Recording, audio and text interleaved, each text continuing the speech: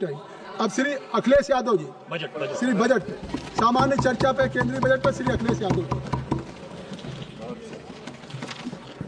धन्यवाद सभापति महोदय, मैं आपका विशेष धन्यवाद देता हूं कि आपने मुझे बजट पर बोलने का अवसर दिया है। मैं अपने सभी साथी जो विपक्ष के बोले हैं उनसे अपनी बात को जोड़ते हुए मैं भी इस बजट के विरोध में खड़ा हुआ हूं। अध्यक्ष महोदय, ये बजट टारगेटेड बजट है, ये बजट फोकस्ड है। ये टारगेटेड फोकस्ड उन लोगों के लिए है जो बहुत संपन्न हैं, बड़े लोग हैं, उद्योगपति हैं, उनके लिए ये बजट बना हुआ है। और जो बात कही जा रही है कि भारत को विकसित राष्ट्र बनाने के लिए मुझे इसमें कोई रोड मैप नहीं दिखाई देता है। और रोड मैप इसलिए नहीं दिखाई देता अध्यक्ष महोदय कि जैसे ही बजट आया, सभापति महोदय, जैसे ही बजट आया हम लोगों ने वो तस्वीरें देखी हैं। वो जो तस्वीरों में दिख रहा है, हाथों में हथकड़ी और पैरों में बेड़ियां, क्या सभापति महोदय 10 बजट इस देश के लिए इसलिए बनाए गए थे कि जब 11वां बजट आएगा तो पूरा देश और पूरी दुनिया ये देखेगी कि भारत के लोग हथकड़ी लगा करके और बेड़ियों को लगा करके भारत लौटाए गए। सभापति महोदय, मैं आपके माध्यम से ये बात कहना चाहता हूं कि अमेरिका जा रहे हैं तो पिछली बार हीरा लेकर के गए थे, इस बार सोने की जंजीर ले जाइएगा। जंजीर देखकर शायद उन्हें कोई और जंजीर याद आ जाए। और सभापति महोदय, हो सके तो कुछ बच्चे और महिलाओं को अपने साथ तो नहीं, किसी और जहाज में साथ लेते आइएगा। वो जहाज भी तो भारत का ही होगा। इतना हक तो उनका बनता ही है कि कम से कम दूसरों की ठगी से शिकार कुछ लोग तो बाइज्जत देश लौट सकें। वैसे सवाल ये भी है कि आपके रहते ऐसी ठगी कैसे फल फूल रही है। और सभापति महोदय, इस ठगी से सबसे ज्यादा अगर प्रभावित कहीं के लोग हैं तो वो गुजरात के प्रभावित लोग हैं। क्या यही सभापति हमारे विकसित भारत की तस्वीर है? यादव जी, आप सीनियर मेंबर हैं। सभापति पार्लियामेंट्री वर्ड जो आप बोलते हैं थोड़ा सा सोच समझ के बोलिएगा। ये ठगी वर्ड जो है थोड़ा सा इसको हटा दीजिएगा। सभापति महोदय, एक दूसरी तस्वीर में हम लोगों ने देखी, महाकुंभ, जो 144 साल बाद एक झूठा प्रचार किया गया। 144 साल। सभापति महोदय, बोलने दीजिए। सभापति महोदय, कुछ पॉइंट रेज करा। सभापति महोदय, ये एक मिनट रुकिए, जस्ट अ मिनट, एस्ट्रोनॉम, एक minute please, honourable member please, Yadav ji एक मिनट प्लीज, आप बैठिए। सभापति महोदय, यादव जी आप बैठिए एक मिनट, आप बोलिए। संविधान का आर्टिकल 25, 26, 27 और 28 ये कहता है कि आप किसी भी रिलीजन के खिलाफ किसी प्रकार की बातें नहीं कर सकते। ये लोग एंटी हिंदू है, ठीक है, ये लोग एंटी हिंदू है, ठीक है, पूरे कांग्रेस के। I got the point please. देख लेंगे इसको। I will see please be seated. आप लोग बैठिए, हम देख लेंगे। हम देख लेंगे, आप बैठिए प्लीज। आप बोलिए, हम देख लेंगे। गौरव जी बोला है ना, प्लीज आप लोग बैठिए, बोलने दीजिए, नेता को बोलने दीजिए, माननीय नेताजी को बोलने दीजिए। वो महाकुंभ की तस्वीर, क्या हो रहा है? ये भड़काना चाहते हैं। सभापति महोदय, एक मिनट, कोई भी ऐसा वर्ड नहीं आए हो, कोई भी आस्था के विरोध में बोला, आपको कोई अधिकार नहीं बनता है। आप स्नान करके नहीं आए हो, आपने स्नान नहीं किया कुंभ में। बोल दिया मैंने, प्लीज आप हटा दिया जाएगा वो।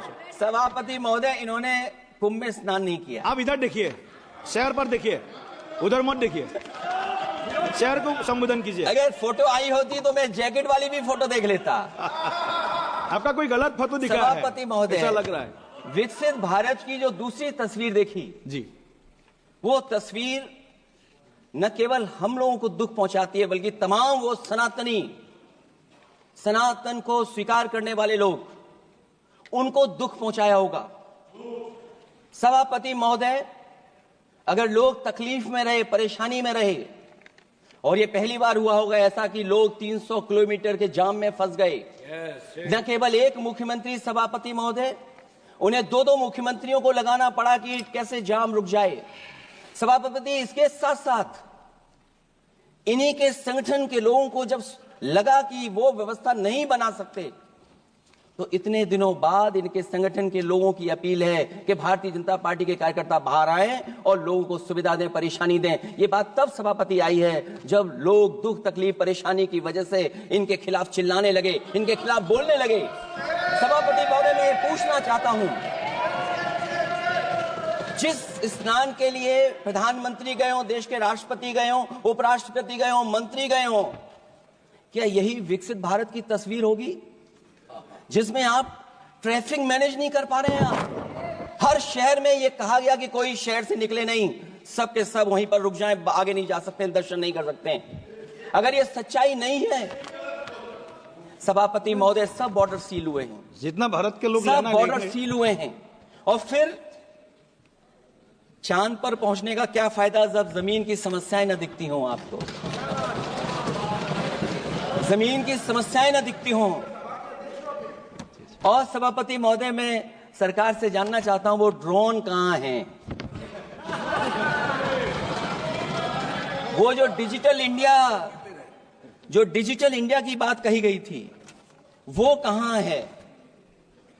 जो लोग अभी तक इस बात की डिजिट नहीं दे पा रहे हैं कि कितने लोगों की जान गई है, कितने लोग वहां पर खो गए हैं।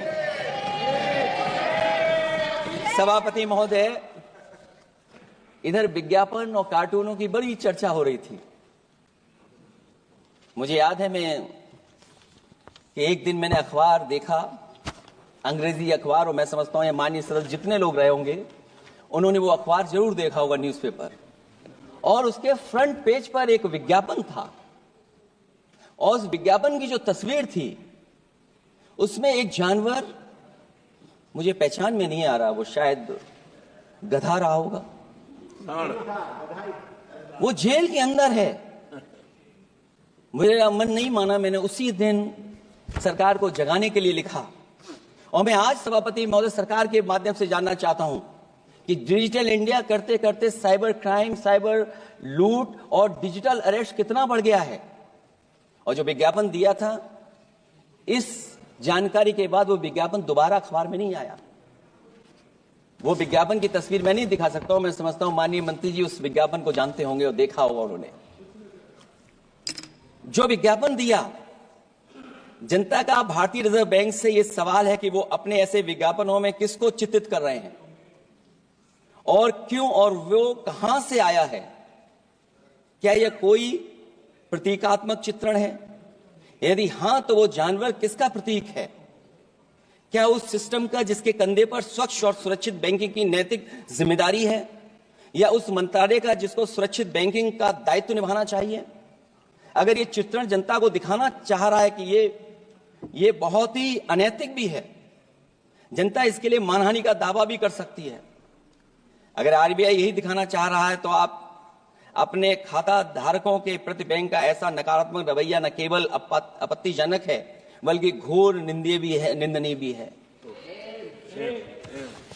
आरबीआई ऐसे विज्ञापनों से नहीं, बल्कि अपने सिस्टम को चुस्त दुरुस्त करके वह जनता में बैंकिंग साक्षरता और बैंकिंग सजगता जागरूकता अभियान चलाकर जनता को सचेत और सावधान करें।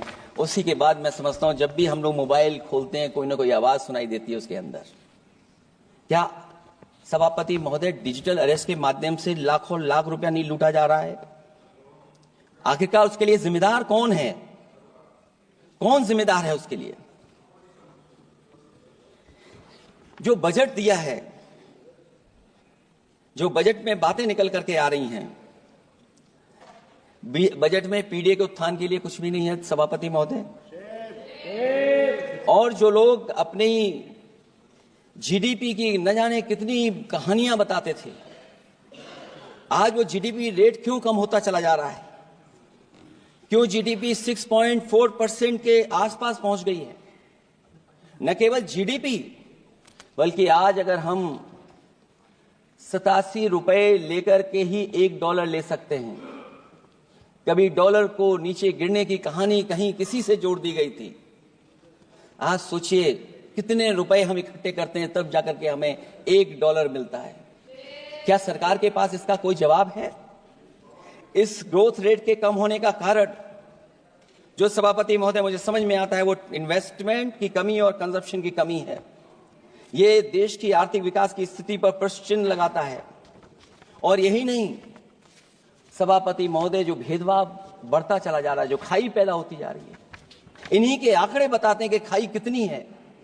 मुट्ठी भर लोगों के पास पूरे देश की संपदा पहुंच गई। जो ज्यादा लोग हैं वो गरीब हैं। उनके जीवन यापन के लिए 80 करोड़ लोगों को आपको राशन बांटना पड़ रहा है। क्या यही विकसित भारत की तस्वीर है? और फिर दुनिया में हम पर कैपिटा इनकम में कहां खड़े हैं? अगर हम केवल सरकार से, सभापति महोदय, आपके माध्यम से जानना चाहें कि जिन परिवारों को आप राशन दे रहे हैं उन परिवारों की पर कैपिटा इनकम क्या है? और अगर विकसित भारत की तस्वीर लेकर के ये सरकार चलना चाहती है तो कम से कम सरकार की, सभापति महोदय, जिम्मेदारी बनती है कि जो 80 करोड़ लोग राशन पा रहे हैं उनके आपकी पर कैपिटा इनकम क्या है? एक बहुत प्रिय काम सरकार का है, इतना प्रिय है कि उसका नाम बदल करके इज्जत घर कर दिया गया। मुझे याद है कि एक छत्तीसगढ़ में बुजुर्ग मां जिसने बकरी बेच करके अपना शौचालय बनाया था, और बकरी बेचने के बाद शौचालय जब बनाया तो देश के प्रधानमंत्री जी ने उनका सम्मान किया। आखिरकार सवाल यह है कि बकरी उसे क्यों बेचनी पड़ गई? इसका मतलब यह है कि आपकी जो बनाई हुई स्कीम है वो जमीन पर नहीं पहुंच रही है, उसके लिए पर्याप्त पैसा नहीं पहुंच पा रहा है। आखिरकार पैसा क्यों नहीं पहुंचा, ये तो सरकार की जिम्मेदारी है। और फिर सभापति महोदय, जो शौचालय बनाए हैं उनमें पानी किसी में नहीं पहुंचता, क्या यही विकसित भारत की तस्वीर बनेगी? वैसे तो सभापति महोदय, हम लोग डबल इंजन बहुत सुनते थे, और अब इस बजट में 2 इंजन और बढ़ गए हैं।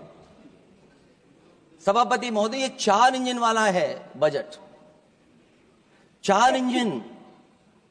लगता तो ऐसा है कि ये एक के बाद एक इंजन खराब हो गया होगा, इसीलिए इन्हें 4 इंजन लगाने पड़े हैं। ये जनता को धोखा दे रहे हैं 4 इंजन की बात कर करके। क्योंकि जब उत्तर प्रदेश को देखते हैं तो वहां पर जो डबल इंजन की सरकार चल रही है वो डबल ब्लंडर कर रही है। उनके डबल ब्लंडर देखने को मिलने हमें।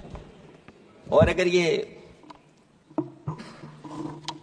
4 इंजन की सरकार है, जो सबसे पहला इंजन है सभापति महोदय, वो हमारे किसान और कृषि का है। 10 साल गुजरने के बाद भी और इतने बजट आने के बाद भी आज तक किसानों की आय दोगुनी नहीं हुई। यह हमारे तमाम माननीय सदस्य समय समय पर अपने क्षेत्र की जो समस्या है फसल को लेकर के सवाल खड़ा करते हैं। कई किसान नेता आंदोलन कर रहे हैं, अभी भी आंदोलन चल रहा है। सभापति महोदय, इस सरकार के पास जो विकसित भारत का सपना दिखारी है, अभी तक किसान की आय दोगुनी कैसे हो उसका कोई रोड मैप नहीं है इनके पास। अगर कोई रोड मैप रहा हो तो बता दें हमें। और फिर एमएसपी की कानूनी गारंटी। सभापति महोदय, हजारों किसानों की जान चली गई कि एमएसपी को कानूनी गारंटी मिले, लेकिन आज भी वो गारंटी नहीं मिल पा रही है। क्या यही हमारा विकसित भारत होगा जिसमें किसान को एमएसपी नहीं मिलेगी, उसकी कोई गारंटी नहीं है? जो किसान की आय दोगुनी का सपना ले रहे थे, उन्होंने स्वामीनाथन जी को भारत रत्न तो दे दिया, लेकिन उनके कही हुई बातों को अभी तक नहीं पहुंचा पा रहे हैं। जो फसलें दलहन तिलहन बढ़ावा देने के लिए जो मिशन की घोषणा की गई थी, वो क्या मिशन अभी पूरा हुआ है? क्योंकि अभी तक हम लोग तिलहन इंपोर्ट कर रहे हैं। दलहन तिलहन के बारे में पहले बजट से कहा जा रहा है, अध्यक्ष महोदय, आज भी हम लोगों को इंपोर्ट करना पड़ रहा है, और उसका परिणाम यह है कि हम अपने किसानों को जो लाभ देना चाहते हैं वो नहीं लाभ दे पा रहे हैं। प्रधानमंत्री धन धान कृषि योजना 100 पिछड़े जिलों के लिए घोषित हुई है, लेकिन इसके लिए कोई बजट नहीं दिया गया है। फल और सब्जी का उत्पादन को बढ़ावा देने के लिए भविष्य में योजना बनाई जाएगी। यही 4 इंजन की बजट है कि फल और सब्जी के लिए बाद में बजट बनाया जाएगा, बाद में बजट घोषित होगी, पॉलिसी क्या होगी वो बाद में तय होगा। कृषि क्षेत्र में रिसर्च और डेवलपमेंट के लिए अधिक धन की आवश्यकता है, शायद इस बजट में अध्यक्ष महोदय वो नहीं दिखाई दे रहा है। कृषि क्षेत्र में कार्यबल करीब 46% है, लेकिन जीडीपी में इसका योगदान केवल 18% है। किसानों की खराब आर्थिक स्थिति को दर्शाता है कि अभी हमारा किसान गरीब है। फसल बीमा योजना, मुझे याद है फसल बीमा योजना को लेकर के न जाने कितना प्रचार किया गया, लेकिन सच्चाई तो यह है कि जब क्लेम करने की बात आती है तो जो आंकड़े बताते हैं वो अभी भी 3% से ऊपर नहीं पहुंच पाए हैं। किसान के कर्ज के कारण किसान आत्महत्या कर रहा है। क्या विकसित भारत की यही तस्वीर होगी कि लाखों लाख किसान हमारा आत्महत्या कर ले? अब तो सुना है कि वो आंकड़े भी आना बंद हो गए हैं। हमें किसान के ऊपर कर्ज और कर्ज के ऊपर कर्ज नहीं बनाना है। जिस तरीके से आप बड़े बड़े उद्योगपतियों का ध्यान रखते हैं कि उनका समय समय पर कर्ज माफ करते हैं, मुझे पूरा भरोसा है कि हमारे देश के किसानों का भी कर्ज माफ होना चाहिए, उनको कर्ज से मुक्ति दिलाना चाहिए। अगर क्लाइमेट चेंज की बात होगी तो सबसे पहले असर अगर किसी पे पड़ेगा तो सबसे पहले प्रभावित अगर कोई होगा तो हमारा किसान प्रभावित होगा। उसके लिए क्या आपके पास रोड मैप है? हमारे माननीय सदस्यों ने बहुतों ने कहा है जीएसटी को लेकर के न जाने क्या क्या सरकार बनाती है और जीएसटी से लगातार व्यापारियों को उलझा रही है। जब तक जीएसटी के बारे में व्यापारी समझ पाता है तब तक जीएसटी को बदल देते हैं, तरीका बदल देते हैं। अभी भी किसानों के जितने भी इक्विपमेंट हैं उनमें 18-12% जीएसटी लिया जा रहा है। कम से कम अगर विकसित भारत का सपना ये सरकार देख रही है तो सभी के सभी एग्रीकल्चर इक्विपमेंट जो हमारा किसान इस्तेमाल करता है उस पर 0 जीएसटी होनी चाहिए। मैन्युफैक्चरिंग सेक्टर को बढ़ावा देने के लिए और कई योजनाएं सरकार लाई है। भंडारण की सुविधा किसको मिल रही है? सभापति महोदय, भंडारण को लेकर के भी सरकार का कोई रोड मैप जरूर होना चाहिए। ये कैसी अर्थव्यवस्था है अध्यक्ष महोदय, जहां पर अर्थव्यवस्था को तो हम 3रे नंबर पे पहुंचा रहे हैं, लेकिन नौकरी और रोजगार उसके पास नहीं है। ग्रोथ है, ग्रोथ बताना चाहते हैं, लेकिन रोजगार और नौकरी नहीं है। जो इनके मैन्युफैक्चरिंग के तमाम मिशन थे, नेशनल मैन्युफैक्चरिंग मिशन, जब तक इन्वेस्टमेंट का वातावरण नहीं सुधरेगा तब तक इन्वेस्टमेंट नहीं हो सकता। हमारा नेशनल मैन्युफैक्चरिंग मिशन आगे नहीं बढ़ सकता। दूसरा इंजन इन्होंने बताया एमएसएमई, और एमएसएमई को लेकर के बहुत चिंता व्यक्त की। बजट भाषण में एमएसएमई सेक्टर को विकास का द्वितीय इंजन बताया गया, जो सही है, परंतु एमएसएमई के विकास के लिए बजट में कोई विशेष व्यवस्था नहीं की गई है। भारत में एमएसएमई के क्षेत्र में 11 करोड़ लोगों को रोजगार प्रदान 11 करोड़ लोगों को रोजगार प्रदान करता है, और इसमें सबसे ज्यादा रोजगार मिलता है जो कि हमारी माइक्रो यूनिट्स हैं। उनके लिए कोई योजना नहीं है, उनको विशेष मदद के लिए कोई प्रावधान न पहले किया गया न इस बजट में किया गया है। मैं केवल यूपी के बारे में कहना चाहता हूं कि यूपी में लगभग 96 लाख एमएसएमईज हैं, लेकिन केवल 14 लाख पंजीकृत हैं। पूरे देश में 6 करोड़ हैं, एमएसएमई के विपरीत केवल 1 करोड़ पंजीकृत हैं। अध्यक्ष महोदय, अगर 96 लाख एमएसएमईज हैं केवल यूपी में, 6 करोड़ पूरे देश में हैं और पंजीकृत केवल 14 लाख और 1 करोड़ हैं। तो इसका मतलब यह है कि ज्यादातर एमएसएमई सेक्टर को सरकारी योजनाओं का कोई लाभ नहीं पहुंच पा रहा है। मुझे उम्मीद है कि एमएसएमई को लाभ पहुंचाने के लिए सरकार जागरूक होगी और अपनी डबल इंजन सरकारें जहां जहां चल रही हैं उनको जगाने का भी काम करेंगे। अध्यक्ष महोदय, एक समय ऐसा भी था जब लोग बजट के आने पर खुश होते थे, क्योंकि बजट नई उम्मीद जगाता था, देश और जनता को आगे की ओर ले जाता था। लेकिन भाजपा सरकार के बजट में न देश के विकास के लिए कुछ होता है, न जनता की तरक्की के लिए। बजट मायूसी लेकर नहीं आना चाहिए।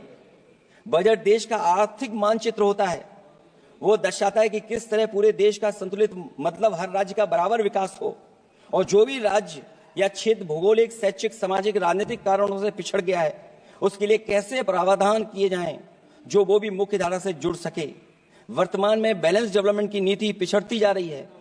मैंने कई मौकों पर कहा है, आज फिर दोहरा रहा हूं कि अध्यक्ष महोदय, सच्चा विकास वही होता है जो भेदभाव मिटाता है। अच्छा बजट किसी देश को हर दिशा में विकास का रास्ता तैयार करता है। इन्हीं अर्थों में बजट लोकतांत्रिक होता है, जो समाज के हर वर्ग के लिए लाभकारी होता है। ये सबसे आखिरी व्यक्ति को ताकत देकर के उसे आर्थिक मुख्यधारा से जोड़ता है। ये बजट होता है। और मैं तो कहूंगा अध्यक्ष महोदय, मिट जाए अमीरी गरीबी के बीच की वो सब खाई जिसमें भेदभाव और गैर बराबरी की जड़ें जमाई। बजट के अंदर उसके लिए हमेशा एक दिल धड़कना चाहिए, जो आज भी भूख के सूचकांक के आंकड़े बनाकर देश के दिखावटी विकास के सच का भंडाफोड़ कर रही है। भूख मिटे, महंगाई घटे, यही बजट का सबसे बड़ा नारा होना चाहिए। निर्बल को सबल बनाना, निराशा को आशा में बदलना ही बजट का मानवीय पहलू होना चाहिए। बजट का सबसे बड़ा सिद्धांत कमजोर के प्रति हमदर्दी होना चाहिए। बजट बनाने की सोच किसी या कुछ लोगों को लाभ पहुंचाने की नहीं होनी चाहिए, बल्कि इंसानियत के नजरिए की उसी बुनियाद होनी चाहिए। यदि बजट के आने से निर्बल सबल बनता है तो समझो बजट अपने उद्देश्यों से सफल हुआ है, नहीं तो उसे असफल ही माना जाना चाहिए। अध्यक्ष महोदय, रोटी की भूख किसानों को विश्वास में लेकर ही मिटाई जा सकती है। और मैंने पहले भी कहा, फिर दोहराता हूं उन बातों को। किसान को फसल का सही दाम दिलवाना और उसे बीज, खाद, पानी का इंतजाम करना, आवारा पशुओं से उनकी फसलों को बचाना। और ये आवारा पशुओं को अध्यक्ष महोदय मैं इसलिए कहना चाहता हूं, उत्तर प्रदेश के चुनाव में देश के प्रधानमंत्री जी आए थे, उन्होंने कहा था कि मैंने एक रोड मैप बनाया है और 2 हफ्ते मुझे लगेंगे, सरकार बनवा दीजिए, एक भी जानवर सड़क पर नहीं दिखाई देगा और किसान की जान नहीं जाएगी और न खेतों की बर्बादी होगी। लेकिन अध्यक्ष महोदय, मैं उत्तर प्रदेश के माननीय सदस्य चाहे इधर के हों उधर के हों, वो जानते होंगे कि इस तकलीफ और परेशानी से अभी भी किसान उभर नहीं पाया है और आज भी खेतों को उसे चार दीवारी या तारों से जोड़ करके चलना पड़ रहा है। फसलों को बचाना सरकार की प्राथमिकता होनी चाहिए। इस मामले में जुमलेबाजी और झूठे वादे अच्छे नहीं। आंकड़े बताते हैं कि देश में बहुत सारे ऐसे कारोबार हो रहे हैं जो कारोबार बढ़ते चले जा रहे हैं। कई उद्योगपति कई गुना कारोबार से लाभ उठा रहे हैं। कई विदेशी कंपनियां इस धंधे में अरबों कमा रही हैं, लेकिन आलू का किसान इस लाभ से वंचित है। जहां अध्यक्ष महोदय, बिहार के लिए मुनक्का को लेकर के अगर वोट बढ़ाए, मैं उसका स्वागत करता हूं। मखाने को लेकर के एक कदम आगे चला गया, मैं दूसरे स्टेट में पहुंच गया अध्यक्ष महोदय। लेकिन मखाने का जो बोर्ड बनाए, लेकिन हमारे साथियों मखाने का ध्यान रखना, जिस तरीके से पॉपकॉर्न का मीठे और नमकीन में जीएसटी में हेरफेर हो गया है, कहीं आपके मखाने में भी मीठे का जीएसटी अलग हो, नमकीन का अलग हो, गुड़ वाले का अलग हो मखाने में। हाँ, कहीं वैसा ही ना करेंगे। आज किसान का आंदोलित होना सरकार की विफलता का सबसे बड़ा उदाहरण है। सरकार और किसान के बीच भरोसे के बिना भूख नहीं मिटाई जा सकती है।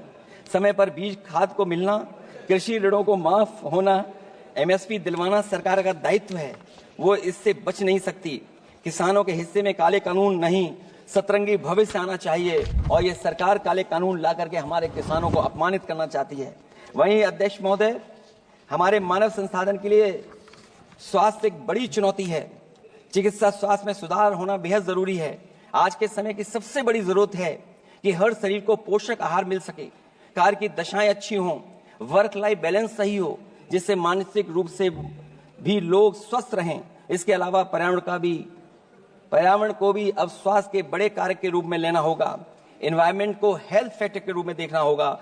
हर तरह के प्रदूषण को रोकना होगा, हरियाली बढ़ानी होगी। साथ ही एक बात और अहम है, और वह है हर तरफ नकारात्मकता, नफरत का प्रचार। इससे इंसान के अंदर नेगेटिविटी आती है, आपस का विश्वास और सौहार्द टूटता है। इसके परिणाम स्वरूप इमोशनल सपोर्ट सिस्टम फेल होने लगता है। फेक न्यूज लोगों को मानसिक रूप से धीरे धीरे बीमार बना रही है। इसे हर हाल में रोकना होगा। और अध्यक्ष महोदय, इसमें विपक्ष से ज्यादा सरकार की जिम्मेदारी है, क्योंकि कई मौकों पर हम लोग देखते हैं कि सरकार जितना अपने आप का प्रचार करना चाहती है, उससे ज्यादा दूसरों को कैसे बदनाम किया जाए उसके लिए प्रचार करती है। ये शायद सरकार की जिम्मेदारी बड़ी बनती है। इससे देश के मानव संसाधन में जो जानबूझ करके आपसी अविश्वास बढ़ाया जा रहा है और समाज में सौहार्द को भी जानबूझ करके घटाया जा रहा है, जिससे कुछ लोग अपनी सियासी रोटियां सेक सकें, इसके लिए सख्त कानून लाना चाहिए। अध्यक्ष महोदय, एक तरफ सरकार लोगों को सही इलाज नहीं दे पा रही है, दूसरे जीवन और स्वास्थ्य बीमा पर भी टैक्स लग रहा है। सरकार मुनाफा कमाने के लिए नहीं बनती है, बल्कि जनता के कल्याण के लिए बनती है। ये बात कुछ लोगों को याद रखनी चाहिए।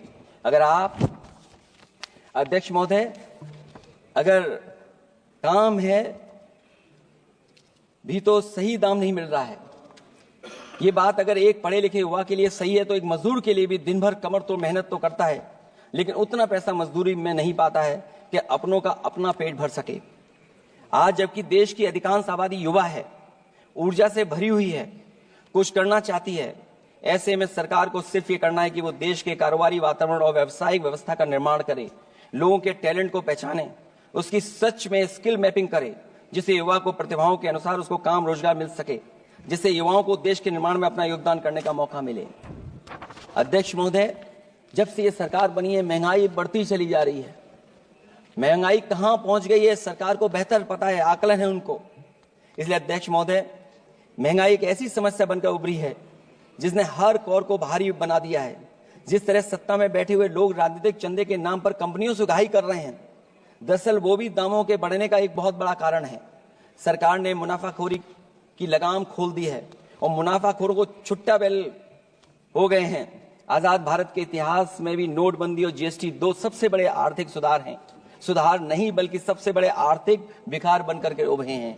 और अध्यक्ष महोदय, मैं याद दिलाना चाहता हूं, नोटबंदी के समय पर बैंक की लाइन में एक मां लगी थी गर्भवती, जो बच्चा जन्म लिया उसका नाम हम लोगों ने खजांची रखा है। अब वो काफी बड़ा हो गया है, साइकिल भी चला लेता है। अध्यक्ष महोदय, मैं कहूंगा सरकार से कम उसको ही गोद ले लें आप। अध्यक्ष महोदय, मैं चाहूंगा कि आप उसको गोद ले लीजिए। नाम जब आप गोद ले लेंगे तो नाम भी आप अपने हिसाब से रख पाएंगे। किसी भी आर्थिक सुधार का लक्ष्य होता है कि आर्थिक गतिविधियां सुचारू रूप से चल सकें और आसान होंगे, जिससे अर्थव्यवस्था दिन दूनी रात चौगुनी तरक्की करे। लेकिन इन सुधारों के आने के बाद से अर्थव्यवस्था की गति कछुआ की चाल जैसी हो गई है, जिसकी प्रमाण है कंपनियों की ग्रोथ का काम होना, उनकी बिक्री का घट जाना, यहां तक कि फास्ट मूविंग कंज्यूमर गुड्स भी 2% से ज्यादा आगे नहीं बढ़ पा रहा है। इसका सीधा मतलब यह है कि लोगों के पास पैसों की किल्लत हो गई है और वो रोजमर्रा की जरूरत तक खर्च नहीं करना चाहते हैं। ऐसे में उनकी बचत कहां से होगी, और जब बचत नहीं होगी तो लोग क्या तो खाएंगे और क्या बाजार में लगाएंगे। लोगों में भविष्य को लेकर कितनी अनिश्चितता और चिंता है कि वो अपने जमा पैसे अपने पास ही रखना चाहते हैं। इसलिए व्यापार में बढ़ोतरी नहीं हो पा रही है, बैंकों में भारी किल्लत है, पूंजी का निर्माण नहीं हो पा रहा है और लोग निवेश के लिए आगे नहीं आ रहे हैं। और इसलिए मैं अध्यक्ष महोदय कहना चाहता हूं कि उत्तर प्रदेश सरकार ने एक बहुत बड़ा आयोजन किया था, इन्वेस्टमेंट मीट, 40 लाख करोड़ का एमओयू हुआ। मैं अध्यक्ष महोदय आपके माध्यम से जानना चाहता हूं सरकार से, अध्यक्ष महोदय मैं आपके माध्यम से सरकार से जानना चाहता हूं कि जो अपने आप को डबल इंजन की सरकार कह रहे हैं, वो उत्तर प्रदेश के इन्वेस्टमेंट के लिए क्या सहयोग कर रहे हैं। ये दुर्भाग्यपूर्ण है कि आत्मनिर्भरता की बात करते हुए भी हमारा शेयर बाजार विदेशी निवेशकों पर निर्भर करने लगा है। जब वो पैसे लगा देते हैं तो शेयर बाजार में उछाल आ जाता है, नहीं तो उसे धड़ाम होते देर नहीं लगती है और एक एक दिन में हमारे निवेशकों का लाखों करोड़ों का नुकसान हो जाता है। इसका एक बड़ा शिकार हमारी युवा पीढ़ी भी हो रही है। जो देखा देखी में पैसे तो लगा देती है, लेकिन शेयर की खरीद फरोख्त से पैसा कमाने वाले बिचौलियों की गहरी चाल को समझ नहीं पाती है। ये खेल बंद होना चाहिए और जिम्मेदारी सरकार की बनती है कि खेल ये बंद हो। सेबी को अपना काम निष्पक्ष करना चाहिए और अर्थव्यवस्था की निगरानी व्यवस्था सच्ची नीयत के साथ सजग और सचेत होनी चाहिए। सिक्योरिटी मार्केट से बाहर होनी चाहिए। अध्यक्ष महोदय, आज जिस तरह विदेशी निवेशक धीरे धीरे भारतीय बाजार से अपना पैसा बाहर निकाल रहे हैं, वो दर्शाता है कि हमारी अर्थव्यवस्था से अब उनका भरोसा उठ गया है। उन्हें दूसरे देशों से अधिक लाभ कमाने की उम्मीद है, इसलिए वो अपना पैसा यहां से निकालकर दूसरे देशों में लगा रहे हैं और हमारा शेयर मार्केट उनकी वजह से हिचकोले खा रहा है। अध्यक्ष महोदय, मैं अपने बात को ज्यादा बड़ा लिख दिया। क्योंकि अध्यक्ष महोदय, बजट 4 इंजन का था, इसलिए बड़ा लिख करके लाए। कोई बात छूटे ना, क्योंकि सरकार तक वो बात पहुंच जाए। क्योंकि अध्यक्ष महोदय, अगर 11वां बजट और 4 इंजन लगाने पड़े तो कहां विकसित भारत बन रहा है। जीएसटी को भ्रष्टाचार से मुक्त करना होगा, व्यापारियों के प्रति विश्वास जताना होगा। यदि टैक्स की व्यवस्था और दर सही होगी तो सब आसानी से टैक्स भर देंगे। हाई टैक्स रेट दरअसल भ्रष्टाचार को बढ़ावा देती है, इससे राजस्व की हानि होती है। सच में लोग काम कारोबार करना चाहते हैं, कर की चोरी नहीं करना चाहते हैं। इसलिए टैक्स की रेट को तार्किक बनाना और टैक्स सिस्टम को इजी करने की से ही अर्थव्यवस्था में गति आएगी। निवेश के लिए दुनिया वापस हमारे देश की ओर देखेगी। मैं अध्यक्ष महोदय, अर्थव्यवस्था के संबंध में एक गंभीर मुद्दा मैं बताना चाहता हूं। एक बहुत गंभीर मामला है पलायन का। पलायन के मामले में एक बहुत बड़ा विरोधाभास हमारी अर्थव्यवस्था के लिए चुनौती बन रहा है। एक तरफ वो सबसे अमीर वो लोग जो अपनी पूंजी का निवेश करते हैं और दूसरी तरफ सबसे गरीब वो लोग हैं जिनके पास अपने श्रम निवेश करने के अलावा कोई दूसरा रास्ता नहीं है। ऐसे हजारों अरबपति बाहर के देशों में ज्यादा उम्मीद देखते हुए अपनी पूंजी लेकर देश छोड़कर जा रहे हैं। वहीं दूसरी तरफ जो सबसे गरीब लोग हैं वो राज्यों के असंतुलित विकास की वजह से अपने राज्यों से पलायन कर रहे हैं। इस महा समस्या का सबसे बड़ा शिकार हमारा उत्तर प्रदेश है, जहां नौकरी और अवसरों की भारी कमी है, जहां विकास टीवी अखबारों होर्डिंग में तो दिखता है लेकिन जमीन पर नहीं। जब पूंजी और श्रम के निवेश के लिए आंतरिक वातावरण बनेगा तभी सच्चा विकास होगा। बजट अपने उद्देश्यों को प्राप्त करेगा, अर्थव्यवस्था लाभ के लोभ से मुक्ति होगी और बजट एक लोकतांत्रिक देश के जन कल्याण की सही दिशा में आगे बढ़ेगा। अध्यक्ष महोदय, बजट विकास में तेजी लाने का इसका मतलब यह है कि पिछले 11 सालों के भाजपा ने विकास के लिए कछुए की चाल चली है।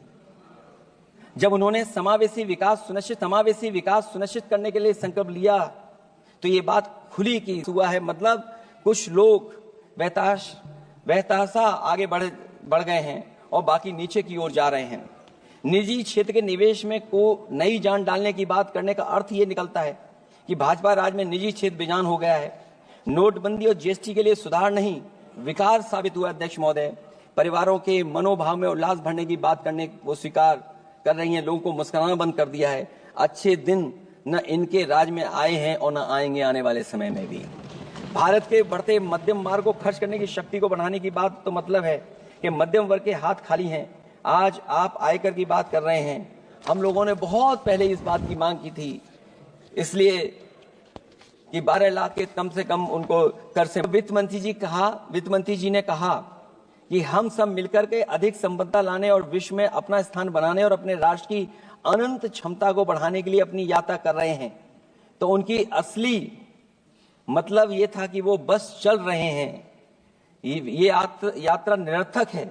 अगर 11 साल बाद भी मंजिल का अता पता नहीं है तो ये यात्रा कौन सी है। अध्यक्ष महोदय, जब आपने कहा कि हमारे सामने प्रतिकूल भू राजनीतिक परिस्थितियां हैं, तो अध्यक्ष महोदय ये बताए सरकार कि आपने उन्हीं प्रतिकूलों को क्यों होने दिया, प्रतिकूल परिस्थितियों को क्यों बनने दिया, हमारे संबंध पड़ोसियों से क्यों खराब हुए, हमारी सीमाएं क्यों असुरक्षित हुई, हम क्यों अपनी बात अंतर्राष्ट्रीय पटल पर रखने में कामयाब नहीं हुए हैं।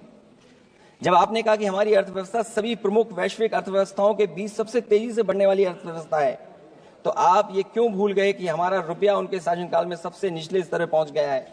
सबका विकास का आपका नारा सबका विनाश में कैसे बदल गया है? क्योंकि जब रुपया नीचे जाएगा तो विनाश का ही रास्ता खोलेगा।